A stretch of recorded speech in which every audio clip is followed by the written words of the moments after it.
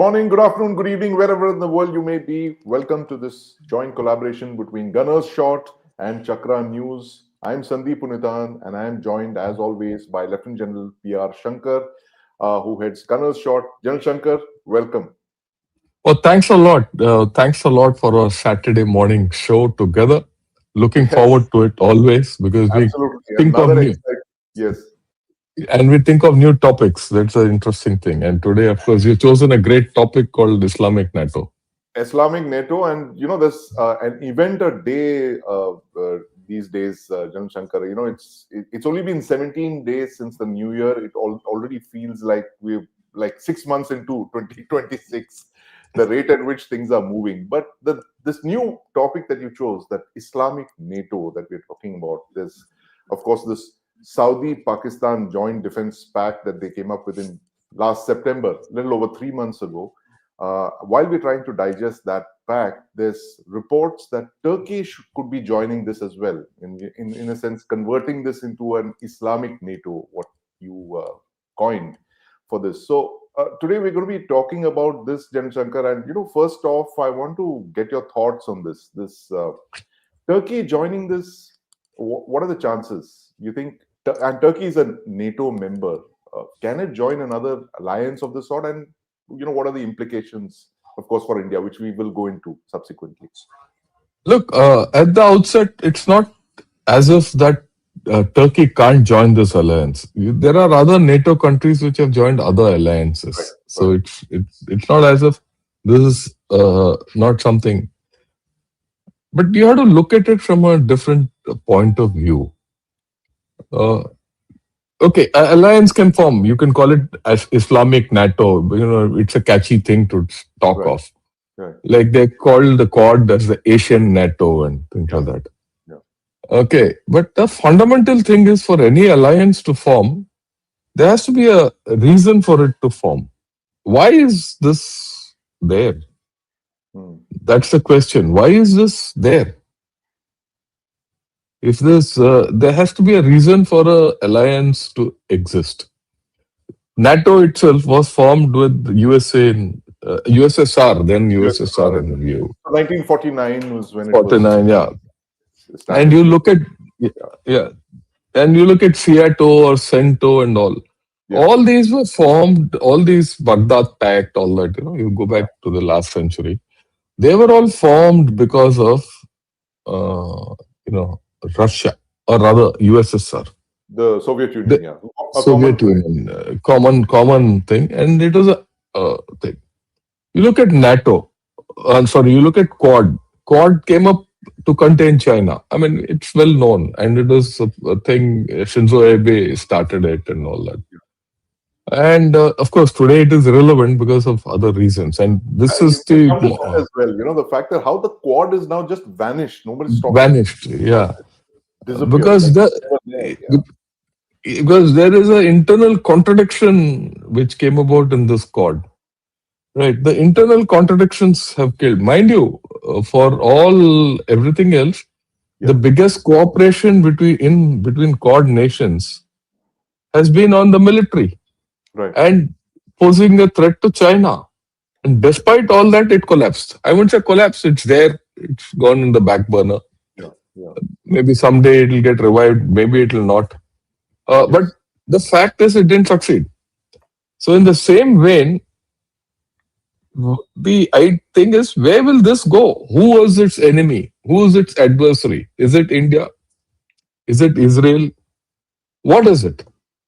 Who wants adversaries of each? Pakistan is one of the main founding members of this, if you can call it that. Pakistan and Saudi Arabia. So Pakistan's biggest adversary, of course, is India. They instigated last year, and which led to Operation Sindoor. Saudi Arabia, who's their biggest? They have two adversaries. You name it. Iran and of course Israel. Yeah, Iran and Israel on the face of it, but at the same time, the IMEC, for IMEC to go through, you need Israel. So there's a contradiction. The second thing is, in the Islamic world, the fight is between Turkey, which is the old Caliphate Ottoman Empire, and Saudi Arabia, which is the new Sunni power, and Iran in the Islamic world. Right? So Turkey and Saudi, in that context, from an ideological perspective or a ethno, religious perspective, they are at odds with each other. So where is this military alliance going to be formed? So same thing for Turkey. What does Turkey want? Who's Turkey is thing? And Turkey is more centered around Europe, Yeah, Russia, Syria, Iraq. They're its neighborhood. right. Turkey is more in its area. Okay, it has great ideas of being the bridge between the Occident and the Orient, Orient, right. which is the thing. So where does that leave this whole lot? Commonality, lack of commonality in this Asian or the Islamic NATO Yeah, is the thing.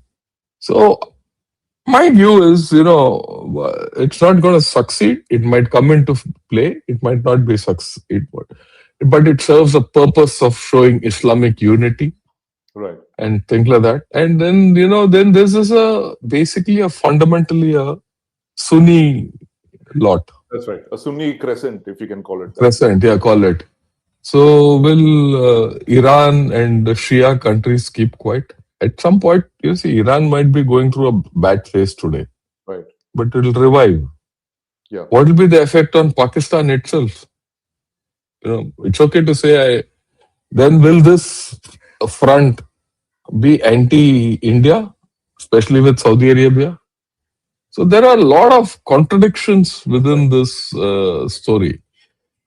What I would suggest is let's dissect each country, Right. okay, of this lot and see what are their motivations to form this Islamic NATO. So Sure. what I would think is you give your view and I'll give my view about each country, Right. and a holistic thing will come. We'll start with Pakistan. So you tell me, Yeah. why would Pakistan like to be part of this Islamic NATO or support it and all that?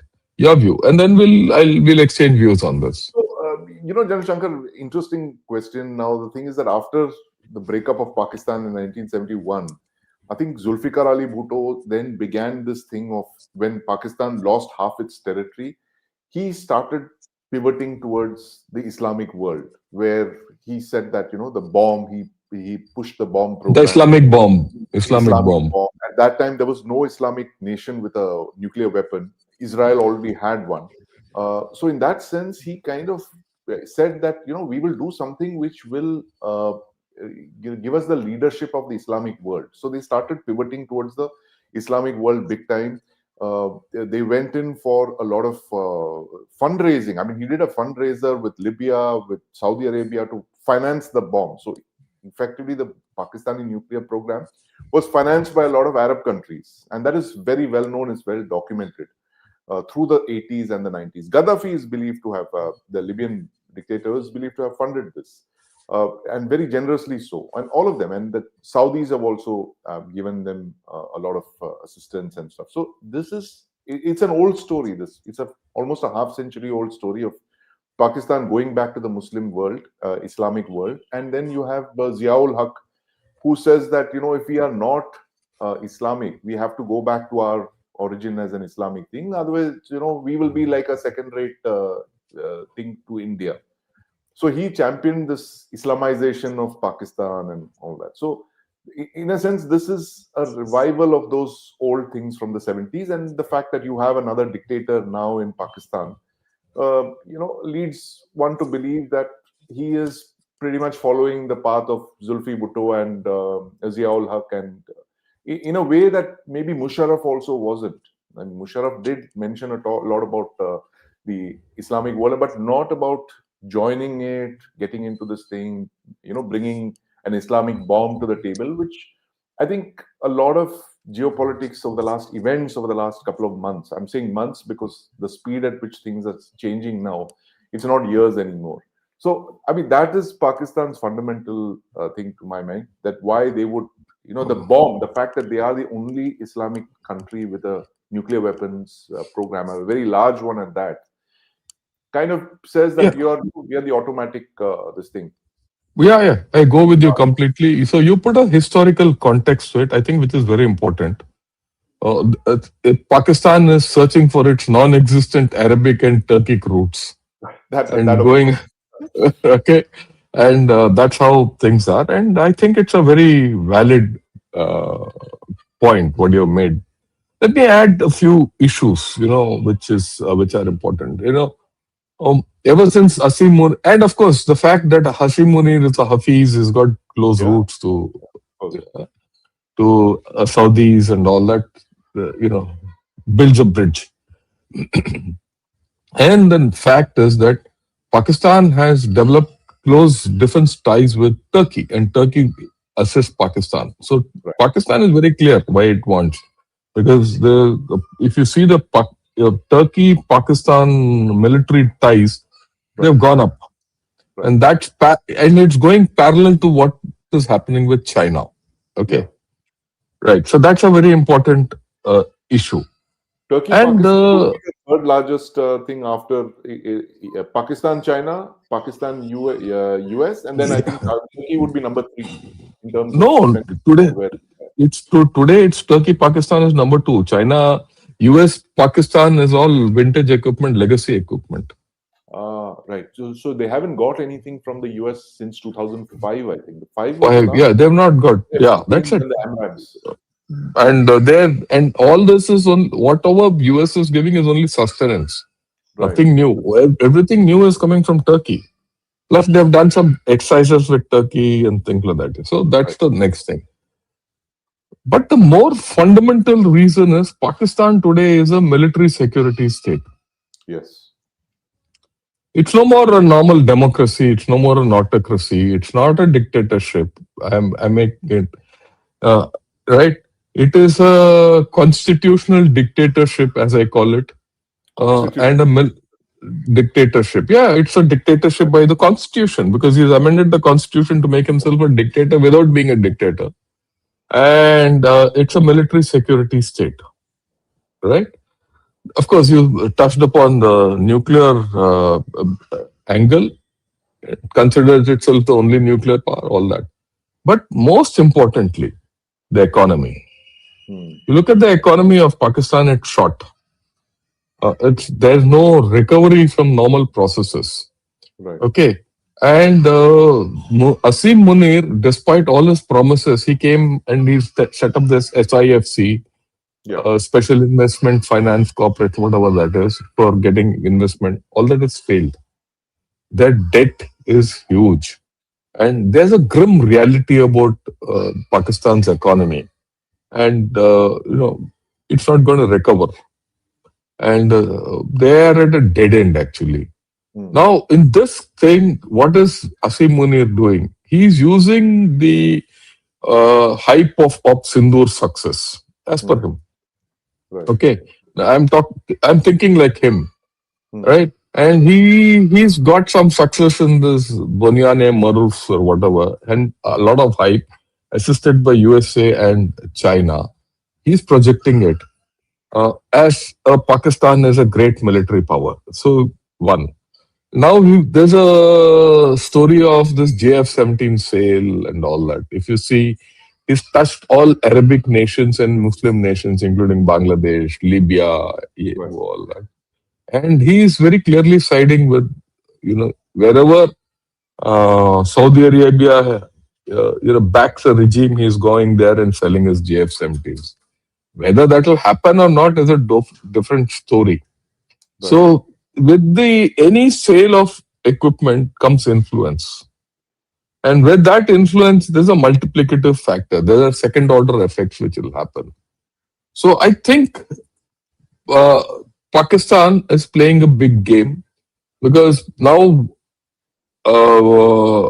Munir wants to revitalize his economy through the military. That's why I said it's a military security state, a Right. constitutional dictatorship. Right. If everything has failed, revive it through the military. And what else? Exports. Remember, they're exporting 155 ammunition to Ukraine Ukraine for the That's last 4 years. Yeah. 4 years. and now they're looking at JF-17 sale. So you might see more coming up in this story. So Pakistan's, and of course India is its nemesis, Right. right? And uh, another shift is happening. There's I think Pakistan doesn't rely on China or doesn't trust China anymore. Let me put this in context.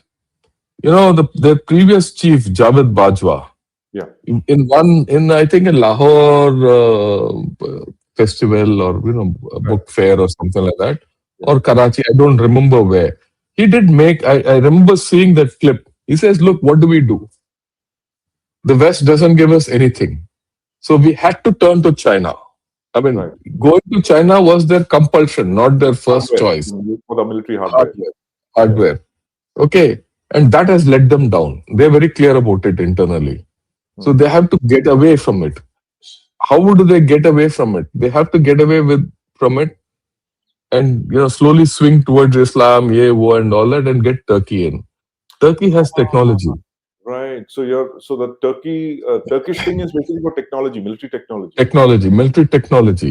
They Right. got this Khan. They're developing this Khan Fighter, fifth fifth generation generation fighter, fighter. and Yeah. yeah.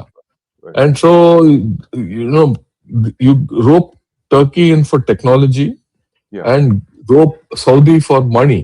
Money. And you're a nuclear power, and you are got experience and fighting and yeah, all that. Yeah. Yeah. So you have this story of you know. Uh, so this is Pakistan's uh, Skin in the game. his skin in the game. Let's put Right. it. So having said that, what do you think is the Saudi angle? Let's dissect Uh, the Saudi angle. I think the Saudi angle is pretty clear. When did the Israelis attack Qatar? Was it September last year? Yeah, yeah, yeah. Whenever, it doesn't matter. In September last year, I think that was a Mhm. big fright to them because they said, "Look, Israel today, sir, the Israeli war jets. Israel has one of the most powerful air forces in the world today. I mean, it's Yeah, there's no outstanding. doubt. This thing. In the last 2.5 years, they've just demonstrated their ability to fly the kind of missions that they're doing, which other countries can only dream of. Right? They today they can fly anywhere from the Mediterranean to the Arabian Sea, unchallenged, right? And with this attack on Qatar, where they attacked a Hamas thing. I think they killed his family members. They couldn't get the Hamas chap, and that attack actually, the missile was lofted over Saudi Arabian airspace. It was a aircraft launched ballistic missile which they launched over Saudi space, and it went directly and hit the target in Qatar. Now, Mm. the Americans, Trump, the usual thing, he did that theater. He got this guy to apologize on the phone. He got Netanyahu to sit next to him and say, okay, bold sorry. Call up the Qataris and say you're sorry. So Netanyahu played along and all. But I think the fear in the Saudis is very clear that they're looking at what is possibly one of the most pro-Israel presidencies ever. Trump is doing everything the Israelis want and more. Yeah, He's presided over this thing of Greater Israel. I mean, we call it Greater Israel. It's a meme, but there are a lot of people talking about the fact that Israel has emerged out of this Gaza conflict much more stronger militarily than it was pre 2023.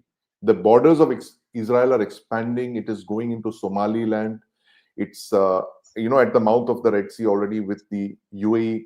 They've struck a deal with the UAE thing. It's very interesting. This UAE Israel pact, which is a couple of years old now, it directly challenges MBS. yes. MBZ and Benjamin Netanyahu are threatening MBS, and this is why he wants to teach the UAE guys a lesson. And we've discussed this previously. Yeah, That no, I think, no, it's a very important point. yeah, What you're making is a very important point. The fact that today, that the manifestation of this rift between UAE and Saudi yeah. is there in Yemen, it's there in Libya, it's there in Every single thing: Libya, Sudan, Yemen. Uh, three of the big conflicts, and I'm sure there are many others where they're looking yeah, at yeah, yeah, Somalia yeah. as well. So this is a very big thing, and the Saudis have figured that the Americans are not going to back them when it matters. And there is that old thing of the 8 or so nuclear weapons that the Pakistani nuclear weapons that the Saudis have, which they can apparently use. There's a BBC investigative documentary on it about 10, 12 years back, where they actually documented the fact that the secret understanding between the Saudis and the Pakistanis is that in case there is an emergency, the kingdom, that is the Kingdom of Saudi Arabia, can obtain nuclear weapons from Pakistan. And the options are, of course, a nuclear armed Israel if Iran goes nuclear, which was the worry through the 80s and the 90s, that if became a nuclear weapon, say that Saudis would have no option but to become a But to nuclear weapon. go nuclear weapon, yeah. And the only way they could get those weapons very quickly is from the Pakistanis. So his thing is very clear, and he's given them so much of money, and now it's payback time. So interestingly, Jan Shankar, that September thing, the draft document is not out. The document which they signed is not out in the public Yeah. domain. The mutual KSA Pakistan Pact. Yeah. I go with you. No one knows what's in that, and what is the unwritten clauses, whether there is a thing of Article 4 kind of thing from NATO, attack on one is attack on all kind of thing. So Saudi's Yeah. thing is very clear. Yeah, I think what you outlined and what based on our discussion, Saudis want this pact to be anti-Iran and anti-Shia. That's one. And the second layer in this is, domination, or rather being a dominant force within the Sunni world, Right. Especially its fight against UAE. Then I think there's also an issue of regime protection. It wants, it's got money. It's the only thing Saudi has got is money, and regime protection and survival is important. Because whether you like it or not, even Qatar with its Al Jazeera threatens Saudi regime. Yeah. And there's something which I read. And now with this inner rift with UAE, and this thing with Israel, and the way everything else is panning out in the Middle East. Right. So regime survival, I think, is also a thing. And this Islamic NATO, and of course, being it will consider itself as the core of the Islamic NATO because it's funding. Right. And so, willy-nilly, it has its thing on its own. It is looking. Right. So, I want you to spend a little bit time, because Pakistan is against India, but not Saudi Arabia. Saudi Arabia is looking to diversify to India. How does this square out in this Islamic NATO? That's right. So there's a dichotomy there. The fact is that there is, like you mentioned in the beginning, that there is no common threat. Each of the three countries have their own threats and their own compulsions. And Saudi-India ties are at the best ever.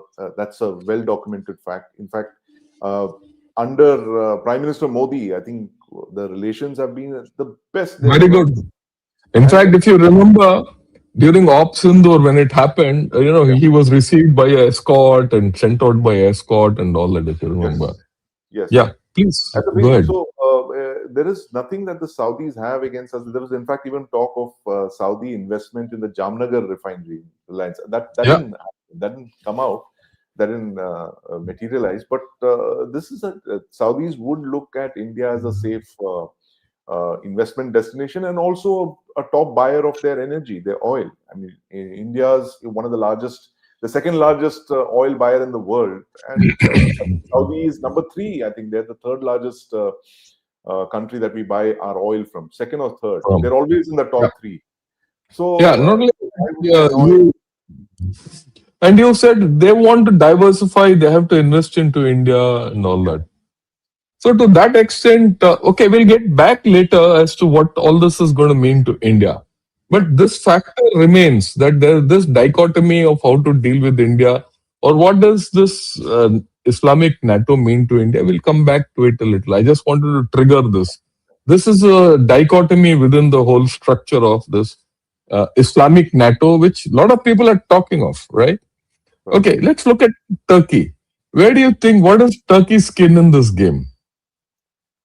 Turkey is a country that's it's baffling me. You know, at one point things were so good between India and Turkey that we were even giving them the fleet tanker contract, if you remember, a very large order for almost half a dozen fleet tankers that this Turkish shipyard would build in Visakhapatnam. And I remember flagging it, when the company was bidding for this. I said, you are allowing a Turkish company to come in and build ships in a port, which is possibly the most sensitive strategic port, because just a few hundred meters away from there, you're building your strategic submarines. Yeah. And you will have a Turkish company sitting over there and building ships for you. So I think we got conned to an extent by we didn't realize the kind of double game that the Turkish were playing with us.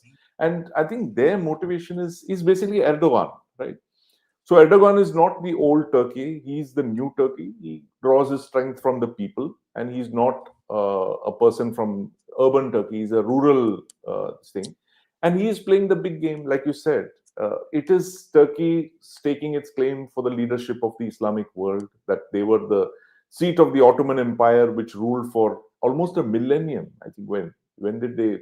13th century, right up to the Yeah, yeah, yeah. 20th. So it's like almost 800 years they ruled, and they want to reclaim their thing as the leadership. The fact is that they don't have the money; their economy is short again.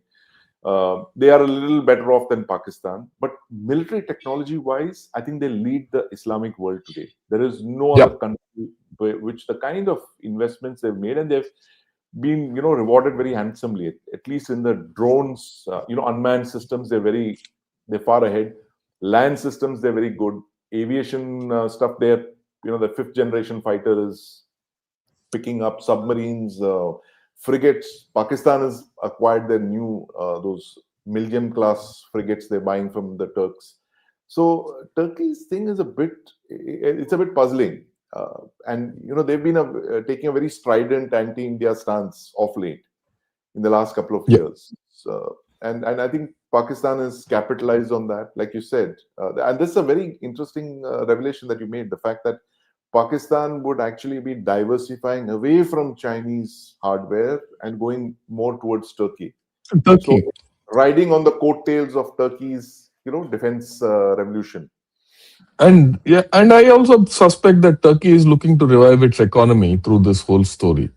Right. They have military technology, they don't have funds. If Yeah. Saudi Arabia can give funds, Turkey will give the technology, Pakistan military will give the experience, all that, and then of course you're going into a new Islamic world.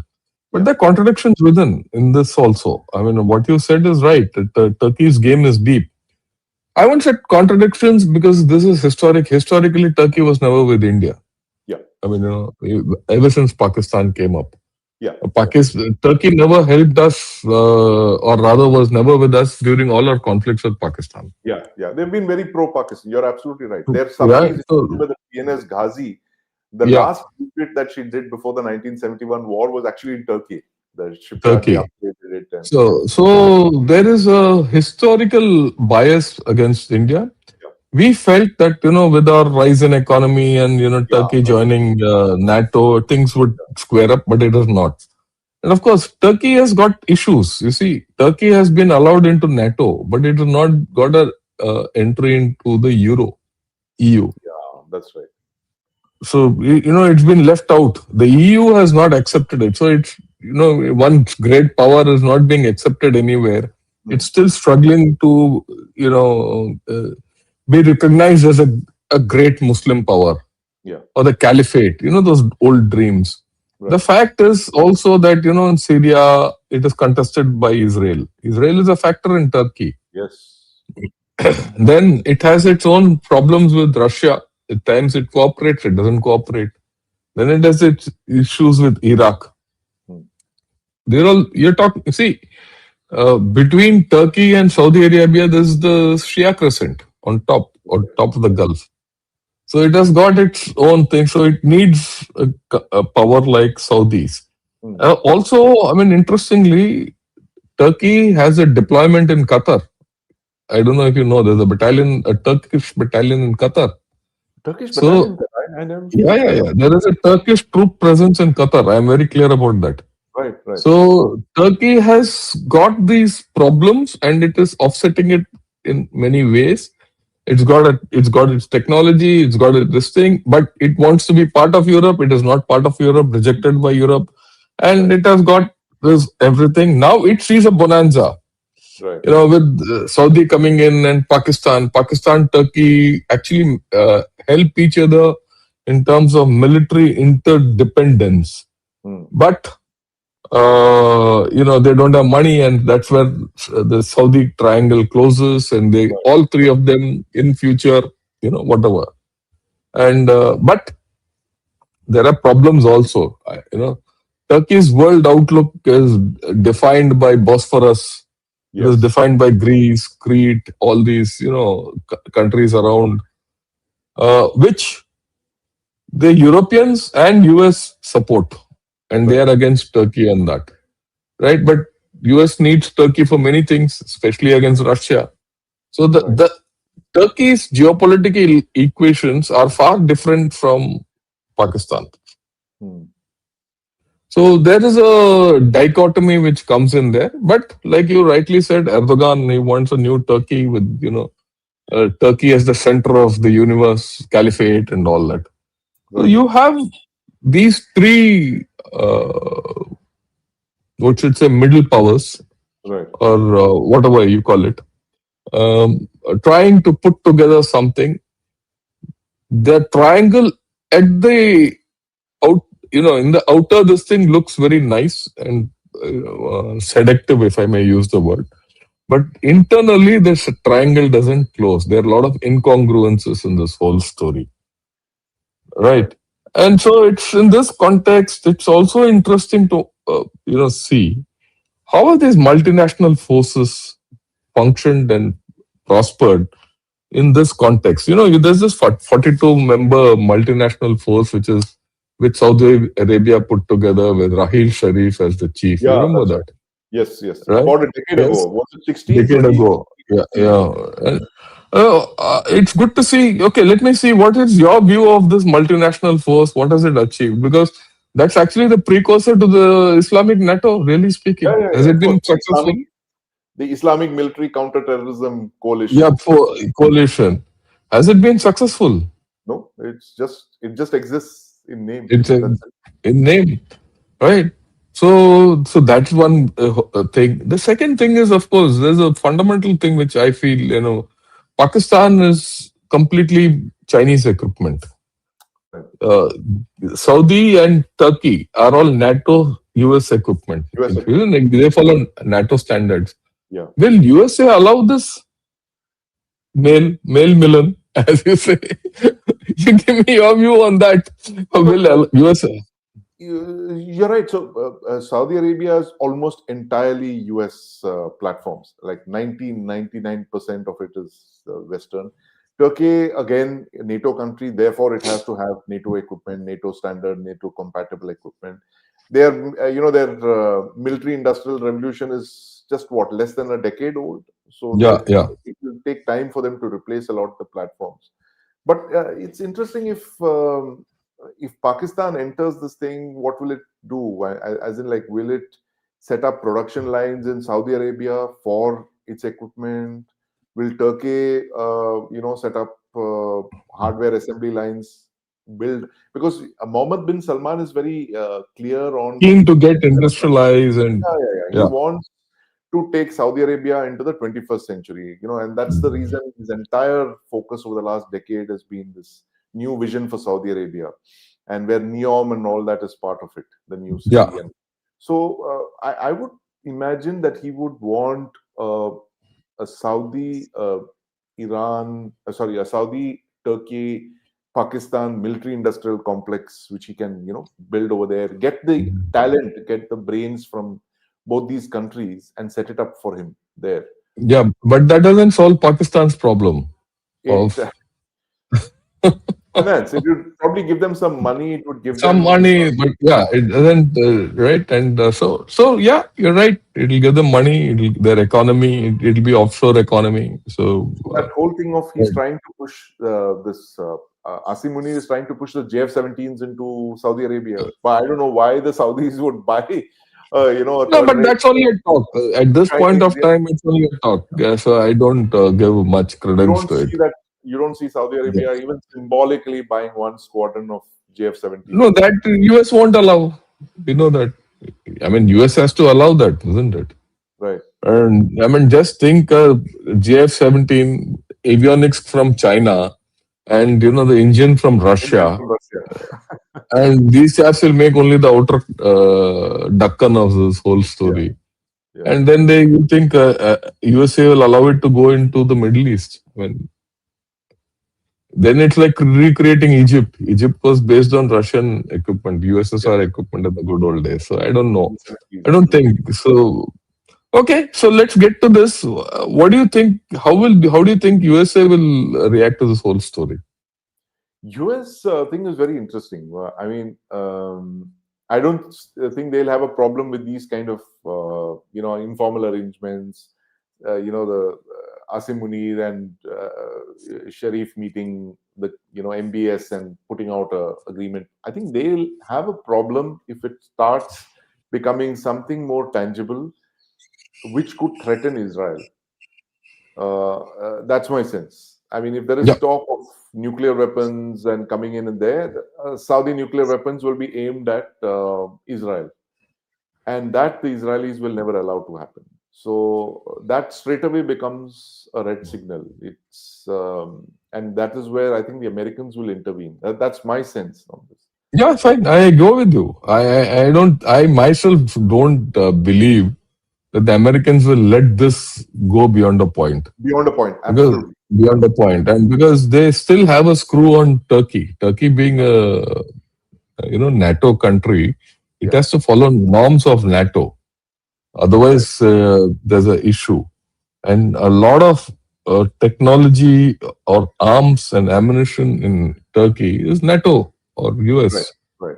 They got the latest, right? And already, if you remember, they were thrown out of that F-35 program, or if I remember, if you remember, S-400, yeah. yeah, because of that Not S-400 deploy thing. S-400. They had to Yeah, put it in a garage. garage. So now those problems will come. So if lines are crossed, Yeah, actually Turkey is the one which has the most to lose. It's not as right, if Pakistan won't lose, but Turkey has a lot at stake by getting into this kind of a thing. right. But maybe they're looking at a new tomorrow. They've uh, So all that was this going they to be would my have. next question to you, actually. Yeah, The new tomorrow is today, where you have yeah. one NATO member threatening another NATO Other member. not Okay, remember. Yeah. Greenland, they go. Okay, Greenland. So this new NATO member is also going to get thing. Yeah. So we are going into a zone of uncertainty. Right, Nothing is sacrosanct. And also remember, we don't know how Iran is going to pan out. right, If Iran doesn't pan out the way things are, I mean, it doesn't pan out, gets normalcy. I don't think this alliance will have any value. I mean, in the sense, it's okay they will form an alliance. Like, for example, today the pact between Saudi Arabia and Pakistan. What is the value of that? People have stopped talking of it. right. There's no value. Okay. Similarly, if Iran doesn't, stabilize and things like that, I don't know if this will work. Right. No, And that's an interesting observation. And I was going to ask you that about Iran. See, Iran is that one country which actually shares borders with two of these three countries, right? It's got a yeah, border yeah, with yeah. Turkey, it's got a border with Pakistan. Now, if something happens to Iran, what's your sense on where it's headed? We spoke about Iran 2 weeks back. Trump seems to have taken a U-turn on the attack, but I think he's still waiting for his carrier strike group to land up in the Arabian Sea. It's somewhere My near the Malacca Straits right now. Look, I don't think there are military options in Iran. My own sense. I mean, Right. I'm You very think clear now. he won't strike at They Iran? won't. No, no. Some strike might be there. Right. Low-level strikes might be Okay. there. There might be actions to secure the Strait of Hormuz. Right. Right. Some, shots by Israel or USA might be there. But I think Trump is operating on different lines. This is my sense. My sense is that he's operating on economic lines. Okay. The economic screw on Israel is far more effective than anything else. See, why did this problem start in Iran? It started with the collapse of the currency, Yeah. right? The legitimacy of any government. See, some of us, in the glitz of military, we forget certain fundamentals of statecraft. I would say of the requirement of a state to exist. Why does the government of India exist? Because it provides us a currency, it provides us law and Yeah. order, it provides us security, it provides us food, everything which you can buy. It Yeah. provides us jobs. When I say government of India, it could be government of Tamil Nadu or government of Delhi or any the government Right. in the legitimate government of the country, any country gives the fundamental thing, security. It Yeah. gives you security. It is not the one who is going to kill you. Unfortunately, many of these things are missing in Iran, and there are no revival for this. It's a path of See, no return. no, Where I don't think because you see there no revival. yeah. You see, there is news that the Chabahar port, whatever is happening and all that. You Yeah. forget the India part of it. Yeah. So India pulling out of the Chabahar port is a loss to Iran, and there's no alternative to that. It's a loss of So money. I spoke with one of my friends yesterday, Jan Shankar, who's big into the container shipping business, and he says, I said, look, can Indian ships pull into Chabar even if you exit? He says, yeah, they can technically, but no one will because No it's one will. radioactive right now. No Yeah, international shipping line wants to even touch Iran, so they're Iran. steering completely clear of it. Clear. That's a horrible place to be. Horrible thing. So that means what? The economy won't revive. Yeah, If the economy doesn't revive, and my sense is that if it goes into hyperinflation, yeah, and if you saw what Scott Bessent, the Treasury Secretary, giving a message to the Iranian leadership, right, saying that look, we're monitoring your thing, and it is hyperinflation. The killer is going to be hyperinflation, mm, right? And if Trump somehow chokes the outflow of oil yeah. from China, from Iran to Iran to China. China. Yeah, Okay, he doesn't have to, he just has to slow it down and choke it. The yeah, effect within Iran is going to be multiplied. yes. And then what happens? This is not going to be easy. It's going to take time. That's my way of looking at it. And you're not going to see kinetic action. The kinetic action might be the last straw which breaks the camel's back. Right. So we're going to see. After all, like yesterday only, in some other this thing I said, the Iranian revolution of 79-80 Mm, lasted 17 months. We spoke of yeah, this then also. yeah. Okay, it didn't finish with just Khomeini coming. Khomeini came, then two rounds of massacres took place Yeah. and all that. And It you started in remember, you 78. should The trouble started in 78, 78, and January Saddam was out by 78. Jan. Yeah. January he was out. Okay, yeah, but the revolution continued another 6 months after that, till Yeah. the two rounds of massacres, which we showed photos also. Yeah. Right. So this is only 20 days. Yeah. Whatever is Exactly. happening now is 20 days. Yeah. And if you see the three cycles of unrest which have happened earlier in Iran, Mm, they themselves have lost it about a month plus to 2 months. So right. early days. My look at it is early days. All things are not. So if Iran remains unstable, this Asian NATO or rather the Islamic NATO and all that goes for a toss. Because everyone is then looking at Iran. Even if Mm, people agree, it'll be, they like, I mean, I don't know.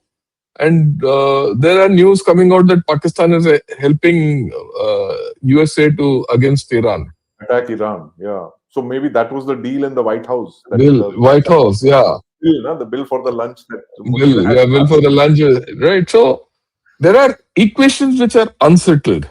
Right. And of course, when you talk of Islamic NATO, you Yeah. have to see how Iran will, not Iran, Israel will react. Right. Your guess on how Israel will react? I think Israel is obviously they're waiting and watching, but if any of these three members do something to threaten Israel, for instance, if there are ballistic missile shipments, I'm just guessing here. If Pakistan starts to transfer ballistic missiles to Saudi Arabia, you can bet 100% there will be Israeli airstrikes on that shipment as it's being loaded into merchant ships. So the Israelis will strike the minute they see a threat to them, in the form of missiles or WMDs or something like that. Because I think after October 7th, they've a certain line has been crossed in the Israeli psyche, that this never again. So never again is something that was Second World War, the Holocaust. This is a new never again. They will Yeah, not allow any country to have the kind of capability like Iran. So while Iran has the ballistic missile capability, it's got a very formidable ballistic missile and cruise missile and drone force. They will not allow a second nation to have that and threaten them directly. Because if two people start firing missiles at them, that could be a serious issue for their Iron Dome and stuff like that. So the Israelis will strike immediately. yeah. So Can they take years? Other I, than I that, mean, I don't see them attacking, these guys. yeah. And I think what you're saying is right. So I don't think Israel will keep quiet on this whole story. And if Israel doesn't keep quiet, then USA also will not keep quiet. They'll also do what they have to do. So we're going to looking at interesting times. So before we take questions, I want to ask you, how does India react? Right. So, Turkey, Pakistan is already a reality. I think we've saw that in Op Sindoor. Not only in terms of hardware, but a lot of intel. So, electronically, we know that China, Pakistan is now one front. The radar picture, C4ISR, satellite data is all coming from China. The fighting may be done by Pakistan, but the intel is coming from there. There's a lot of support from Turkey that is coming in. The only problem in this is we can deal with Pakistan and Turkey. The only problem is that if other countries start jumping in, and if Saudi Arabia becomes a big factor in this, starts funding, say, Pakistan, pumping money into Pakistan, we all know where that money is going to go. It will go into buying more arms, and when the arms come in, then there's things in the Pakistani military leadership, this constitutional dictator then starts getting ideas that maybe I can do what four dictators before me couldn't do. Those old things come in. So for me, the crucial thing where India should be looking at is Saudi Arabia, and not these other two jokers. Turkey and Yeah. Pakistan are peripheral to us. My main concern is Saudi Arabia, because under Mohammed bin Salman, MBS, you're looking at a Saudi Arabia. He is what, in his late 30s? He's 38, 40 or so. If you look at his uncles and his father, they all ruled till they are 85, 90, which And means he's that so he is there till he'll remain. 2075. He will be there for the next half century. So he's a guy you need to have on your side. And by Yeah. whatever, whether it is through investments or closer Saudi India partnership, whatever. And we've already got a great thing going. We just have to make sure that Saudi Arabia doesn't swing this thing very decisively against us. Otherwise, Turkey, Pakistan, like I said, not a big deal, I No, think. irrelevant. Yeah, I go with you. So the thing is, how do you handle Saudi Arabia, right? And I also feel that the other ace you have in your sleeve is UAE itself. Yes. UAE is also a thing We've where got you have. exclusive with MBS and MBZ both. Yeah, so if you use your economic power Yeah. use it intelligently with UAE and Saudi Arabia, and things will, they need to have a stake in our growth. Right. And Right. if they have a stake in our growth, they will not allow Pakistan to do Disrupt any, it. maverick, Yeah. no maverick action by Pakistan. And of course, the second thing is all this is good. It's all castles in the air, the way I look at it at this point of time. Pakistan itself is facing a grim problem. And I'm going to do a program on that today evening. While all this is there, the military route for Pakistan's economic revival, Pakistan has now reached a dead end economically, Yeah. right? Yeah. And so I don't know how they will get out of it. They don't seem to be having a way out, and neither are they capable of doing it, not till Munir is around. Hmm. So they have some internally hard options to make. They will be anti-India, all that. But I don't know whether they have any options left. And also take into account that China is not in a happy place today. Hmm. Yeah. China is not in a happy place. So China might not allow Pakistan to do what it wants to do against India, especially with China now trying to come here. I mean, the mere fact that CCP, that the Communist Party of China, has sent one delegation to India, where it has met the BJP, it has met the RSS, it has met the Congress, it has met the Communist Party of India, and it has met your government. Yeah. They are into something. That's a different story. But Right. if they're doing all this and you're allowing it, it's not as if Pakistan and China will tomorrow attack us. And we Right. know where China is geopolitically today. Yeah. Yeah. So I think we have to take all a 360-degree view of this whole story, not react. We have a lot of hotheads within our system, Yeah. or the ethnocentric minded people. Yeah. Okay, the so they are reacting to this. So we shouldn't react. We should Right. watch it, right, and take action. We need to take subtle actions. You need to take political actions. And my way of looking at it, I have a one-point agenda, and that one-point agenda is take political action to retake Gilgit-Baltistan and POJK. You take political action there, the repercussions are going to be wide and far, and for which they don't have a counter. So I think there are a lot of issues which we'll this thing. So you Right. have anything to say? Otherwise, we can take a few questions. Well, no, just quickly a thing about what the rest of the world is going through right now. We are talking about the Islamic NATO, but look what's happening to NATO, and very interestingly, this is possibly a subject for another discussion. But I want to mention it in brief. Did you see the statements that are coming out of Germany and Europe now vis-a-vis Putin? The Mets has said, maybe we should accommodate Putin, and he's a European, and what happened? My God! And what? Why didn't you do this a Earlier, year or 2 years? Yeah, yeah, yeah, that yeah. German admiral who had come here, he lost his job. The poor guy. He made that statement at the IDSA, where he says that the Russians just want respect. And that's it. They just had to do that instead of playing this entire circus, and so many people died because of this. Today, they're actually, maybe this is Trump's game all along to Maybe. frighten them so much that they will go and make peace with Russia. No, make, and not only that, now today the Germans are saying we went wrong in our energy world, that Yeah, they closed up all the nuclear they plants and all that. cut off their energy thing from Russia. I mean, where do you go? How you can't make energy out of thin air?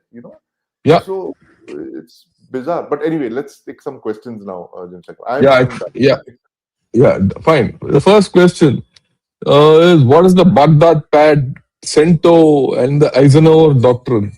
Your views? Baghdad Pact is very clear. It was about containing the southern spread of the Soviet Union. They wanted to create a whole network of alliances in the Yeah, southern yeah, same thing.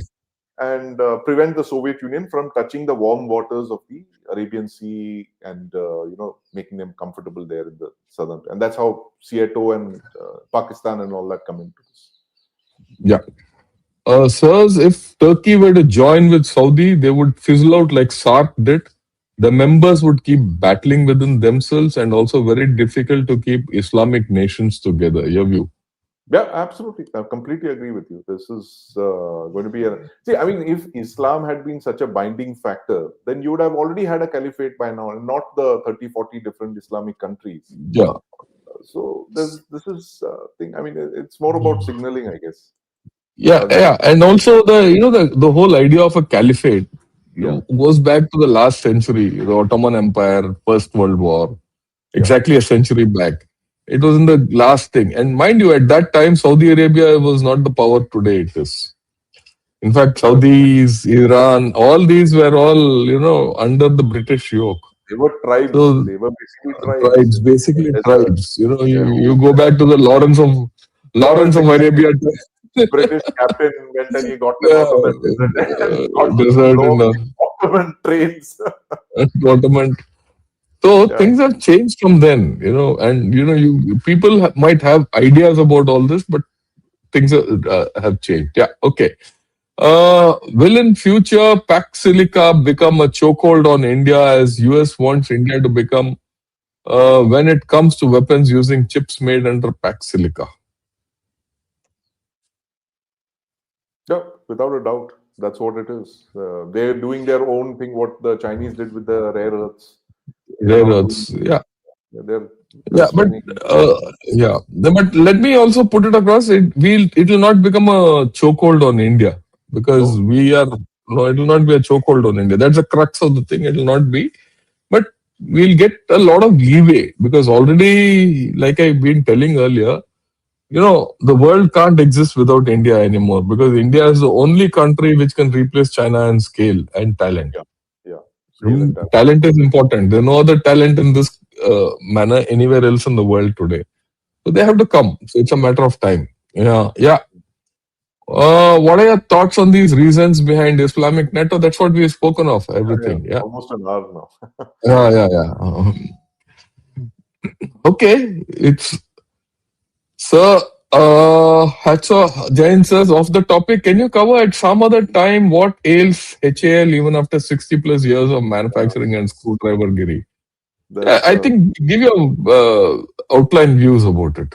but I think we need more competition. We need more talent into HAL.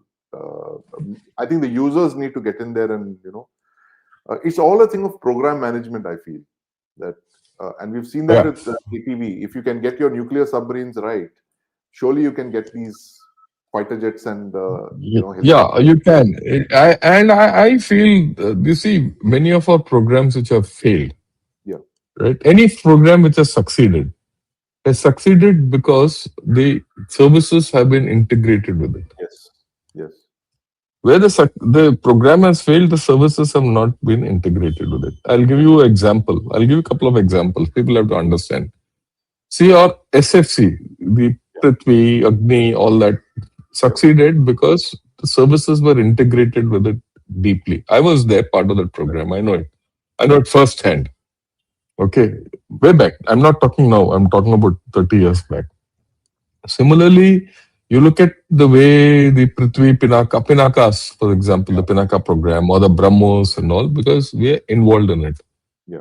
You look at a great failure was what we wanted to get a rifle with two barrels and all that. You remember that? Okay, Interchangeable barrels and all that. interchangeable barrels and all that. Yeah. Because it was only wish listing. Yeah. Similarly, HAL is failing because of a lack of service integration. The service integration, I think, is very poor. People might have different views, but I think it's very poor. If the services were fully integrated in the HAL, you won't have a condition where the chief of the air staff has to come Yeah. two, three times in public saying, look, this is not Very what we interesting. want. Yeah. That's right. Right? The lack of integration. If the chief of the air staff has to say this, and this is at one level a failure of the government also. Hmm. Okay, the failure of the government. I will not say this particular government. Successive governments have failed this nation in integrating the services with the MOD, Yeah. integrating the services with the production part. They failed miserably, whether in R&D or because you'll take this model anywhere else in any other country, the integration of the services is maximum. Right. And it is the services whom drive the system. It is only in our country, it's the other way around. Yeah. So I think that's the way because I thought this is too important a thing to leave it to another day. We can Yeah. talk of it a different day, Absolutely. Yeah. right? Okay. Okay. There's a view. I want your thing on it. Pakistan is hedging by against China by tying with Turkey with increasing difficulty vis-a-vis China due to their increasing proximity with USA and increasing rhetoric by USA against China. Your view. This is what Yeah. we Of course. discussed, but Yeah, exactly. They are hedging. Everybody today is hedging because all your alliances and all that are falling apart. The reason that Merz is now striking a conciliatory tone on Russia. The fact that Carney is now finding Xi Jinping quite predictable, okay to do business with. I think everyone in the world today is hedging. And of course, Pakistan is the past master at doing that. Uh, they have the singular distinction of attacking the Taliban and fighting with the Taliban. Taliban, yeah. They're masters of the double game. Yeah. Now that US is moving to control oil source and supply chain with moves on Venezuela, Iran, and potential moves on Canada, Greenland, how vulnerable is India's oil supply chain? No, I don't think it's vulnerable at all. That's my sense. But I want to quickly mention General Shankar. Oh, Last December, you remember we had a one of our podcasts. You spoke about how this game was actually about the US going after China's oil sources, three of them: yes, three of Russia, them. Venezuela, Iran, and it's exactly, Iran. That's how it's panning out. yeah, it's That's how fine. it's panning out. It is. It Okay. is all It's about, very, it's all about control, yeah. right? And And it's three all Hindi words: "Tel ka khel." खेल का खेल. Yeah. Okay. How long a democracy can deal with a military state as a border state? Can we demilitarize or denuclearize it? Look, there's no question of demilitarizing and denuclearizing. Please understand, Pakistan is a country of 50 million people.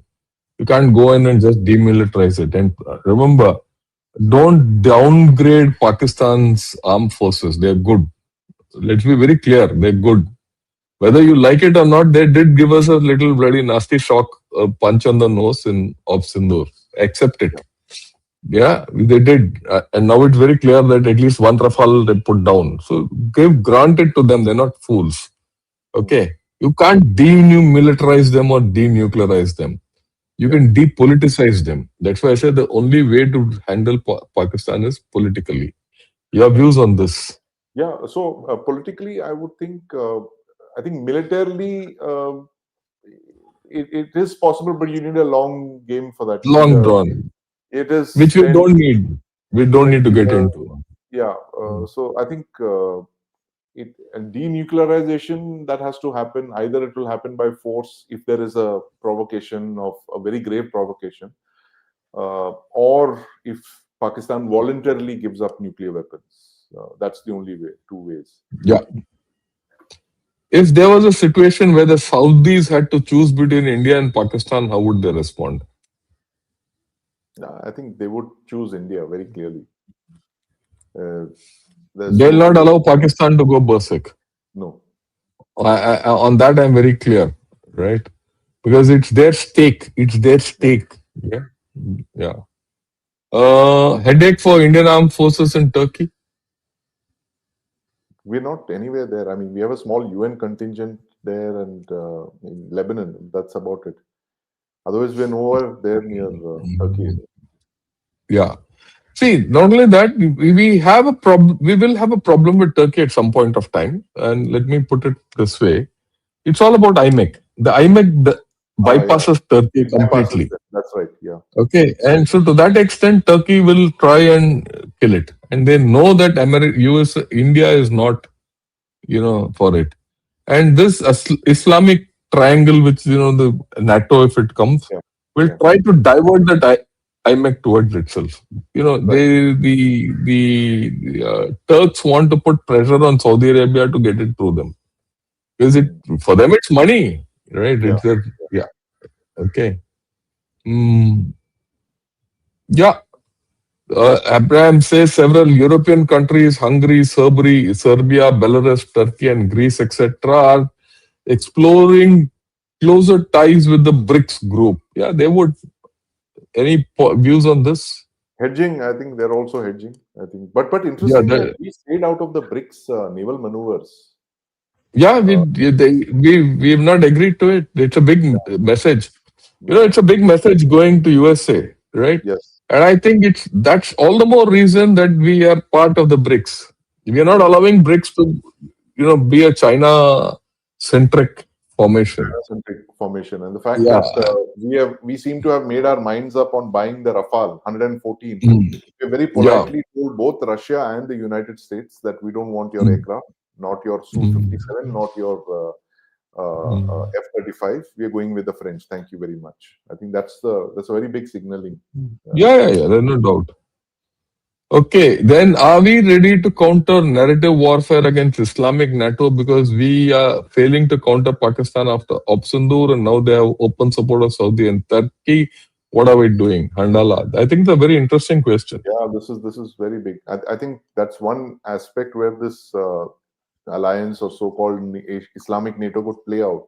Mm, If you get mm, already, you're seeing a lot of this thing online, a lot of Turkish mm. sympathy for Pakistan and anti-India sentiment and all that. That could be an issue, especially, and I think you should work hard on countering this. Maybe go in Yeah, with the Armenians and the Greeks in a very big way. yeah. And use Israel to exploit the Yes, Azerbaijan. of See, course, the funny exactly. part is Israel has got a handle on Azerbaijan.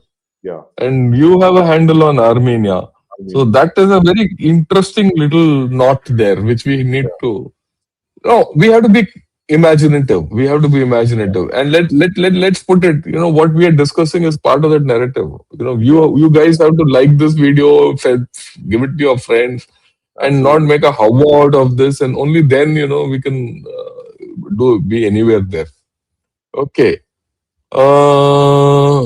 Yeah, in San Francisco, I see Indian, Pakistan, and Bangladeshis really having a sense of apnapan. Watan se aaye hain. Bye bye aise feel. Yeah, I don't think so. Do you think so? I don't know. I have no way of knowing what it's like in San Yeah. Francisco. Okay. Let me give you. I don't think so. I don't see that happening because I spent some time in California when I went to the Naval Postgraduate School. Yeah, I mean it's not exactly San Francisco, south of San Francisco, between Yeah, South San Monterey. Francisco and It's the one in Monterey. Monterey. Yeah. Monterey, yeah. And I used to discuss with people, and I used to also. I had a Pakistani guy doing the course with me, and I got the sense that Pakistanis are. I'm talking of the Aam Aadmi in America. Hmm. I'm talking of the normal professor, the janitor. I'm talking of such guys, the barman, and those guys. They feel Pakistanis are shady guys. They Pakistan don't is get the respect. Pakistanis are shady guys. shady guys. Yeah, Right. I'm not joking. This is my thing. Yeah. When they spoke, they asked me, "So, how about your children and all?" I said, "Look, my son is doing, computer engineer. Oh, yeah, he'll grow well. And they said he'll be part of, one of the big six and all that. Big six means Amazon, and all Yeah. that. They were right. Okay. And then I used to ask them, how do you guys view Pakistanis? They said, "So they're very shady guys." And The Pakistanis are saying that. uh, Yeah. they would talk, the Americans would talk to me in a different manner and they would talk to the Pakistanis in a different manner. Right. It's a different thing. This is a dichotomy which we have to understand. The Aam Aadmi in America feels differently than the government. So that's how it is. Right. Yeah. And let's see if there's any question. Oh, any other thing. Yeah, no, he sees all this is nonsense. Turkey already arms Pakistan and Saudi only keeps Pakistan to use their troops. Your view. He's got a Turkey already completely. arms Pakistan and Saudi, yeah, but not in a very big way. I mean, I'm not sure Yeah, they're arming Saudi. They're arming पैसा है Pakistan. या पैसा free में कोई Yeah, करता नहीं है. I mean, that's right. Hmm. Hmm. So Yeah, yeah. Pakistan Then of also, course, yeah. Sorry. yeah. Tell. You're saying that Pakistan is grateful to the Israelis for vetoing their thing of sending troops to. Yeah, to troops to this. Yeah, But okay, but we don't have to say. that puts Pakistan in a problem Right. because Pakistan now Trump has no use for Pakistan except Oh, for handling Israel. right. Once this event of Israel goes, he will put Pakistan on the rack. There is the problem for Pakistan is this. Favorite field marshal has to pay at some point. Yeah, see, the point is, if you don't have your internal strength, then this is the thing. We'll talk of it. We'll talk Yeah. of it. my reading is MBS is the sort of person who's not going to support Pakistan for the simple reason that it is a Muslim country. In fact, he may try his utmost to reverse the colonial arithmetic. Maybe, right? That's a view.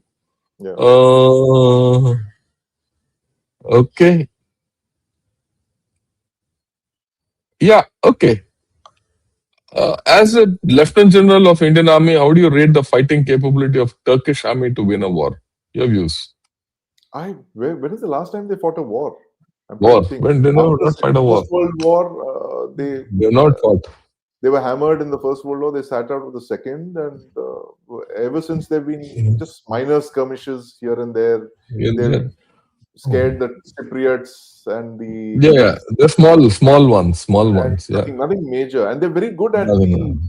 this deep state games kind of thing, because the whole thing of fifth generation warfare and all that, because the whole concept of the deep state actually originates from Turkey. So they're Yeah, good I at agree with covert you. warfare. They're good at covert warfare, not so much overt. He says, I'm surprised that the panelists are underestimating Turkey. Turkey is a NATO member and has NATO technology at its disposal.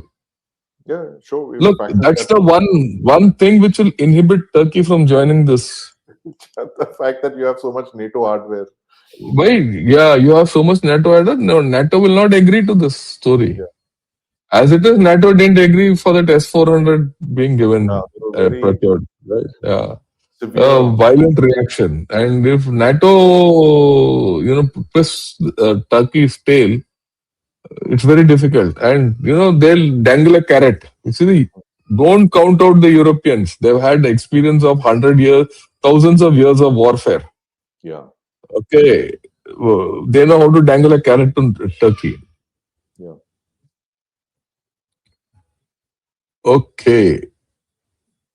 Right.